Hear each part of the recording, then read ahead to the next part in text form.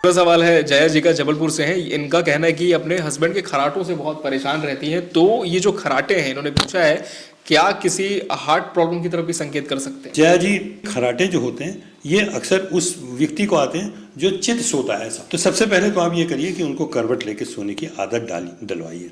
अगर उनका वजन ज़्यादा है तो उनका वजन कम करना ज़रूरी है। अगर उनके नेज़ल पैसेजेस जो हैं वो चोक हो जाते हैं, ब्लॉक हो जाते हैं, सर्दी रहती है, तो उसमें नाक के ड्रॉप्स वॉप्स डाल के फिर सोएं।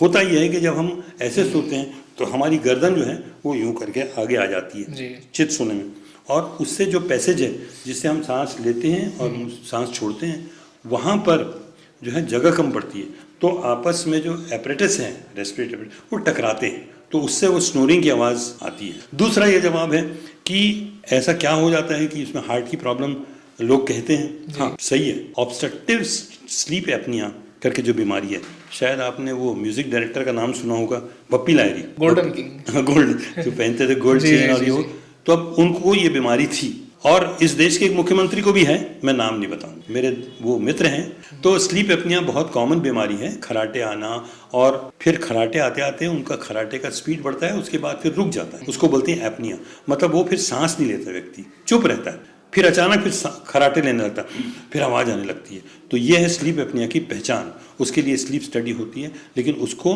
हमेशा ऑक्सीजन नहीं जा पाता है, टोटल जो है वो रेस्पिरेटरी एपरेटस बंद हो जाता है, ऑक्सीजन जाना और कार्बन डाइऑक्साइड निकलने की प्रक्रिया फेफड़े से बंद हो जाती है, फेफड़े से यहाँ तक आती है। तो ये बहुत खतरनाक स्थिति है, और ऐसी स्थिति में हार्ट का अटैक आना और अन्य बीमारी होना, जान जाना, जैसे पप्पी लाहिरी की गई, ऐसे बहुत से लोगों की जान जाती है। उसके लिए एक CPAP करके मशीन आती है जो आप लगा के सोइए, बीमारी से बच जाइए। रायपुर से अनीता ने पूछा है कि ये पेस मेकर कब लगाना चाहिए? अनीता, देखिए पेस मेकर जो है वो एक ऐसा यंत्र है बैटरी वाला जो शुरुआत में तो टेम्परेरी लगाते हैं, लेकिन कि पेस मेकर जो है वो एक डिवाइस होता है जो ये इसके अंदर लगा दिया जाता है, हार्ट को खोला नहीं जाता, हार्ट में सिर्फ जो उसके 2 इलेक्ट्रोड्स होते हैं अंदर डाल दिया जाता है हार्ट की नलियों के जरिए, और एक ऊपर वाले चेम्बर में रहता है, एक नीचे वाले, इसको ड्यूअल चेम्बर पेस मेकर बोलते हैं, जो कि सब जगह अब वही यूज होता है। बहुत सिंपल है, बहुत बड़ा ऑपरेशन नहीं, लेकिन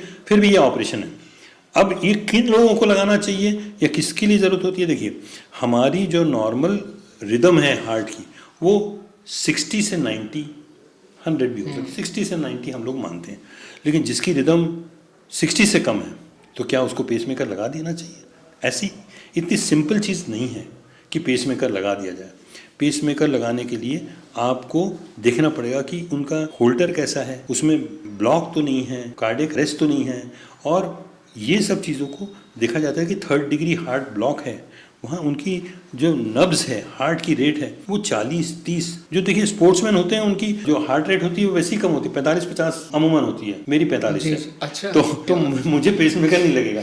लेकिन यही चीज़ अगर किसी को हो, उसका जो बीट्स हैं वो ठीक से काम नहीं कर रही है, वो पहुंच नहीं रही है वेंट्रिकल तक, और वेंट्रिकल की बीट्स हैं, तो उन लोगों को पेसमेकर लगा के, वो पेसमेकर का काम ये रहता है कि आपकी बीट को समय पे वो बढ़ा दे, क्योंकि अभी 30-40 है, आप रात को सोते रहेंगे कुछ हो जाएगा, और तो आपकी बीट हो सकता है 10 पे आ जाए और आपको झटके आने लगे, क्योंकि हार्ट अगर कम बीट करेगा तो आपको आपके ब्रेन को और हर जगह ऑक्सीजन नहीं मिलेगा। तो इसलिए आपको इस चीज का ध्यान देना चाहिए कि हमारी बीट कितनी है, हार्ट बीट कितनी है, वो पल्स देखने से पता लग जाता है, और उसके बाद आप उस पर ECG देख लीजिए, आपको उसमें पता लग जाएगा, मतलब किसी को पता लग सकता है। लेकिन ये नहीं कि मेरा पल्स जो है वो 50 हो गया, 60 हो गया, इसलिए मेरे को पेसमेकर। तो अनीता, इतना सिंपल और इतना खतरनाक चीज़ नहीं है। आपको अगर आपकी हृदय की गति कम है उसको जांच करवा लीजिए, और आजकल तो अब टेस्ट करने के लिए होल्डर मॉनिटर, पुराने थे, अब तो डिवाइस आ गई है जो 3 दिन तक रखी जाती है हार्ट के ऊपर इम्प्लांट करती।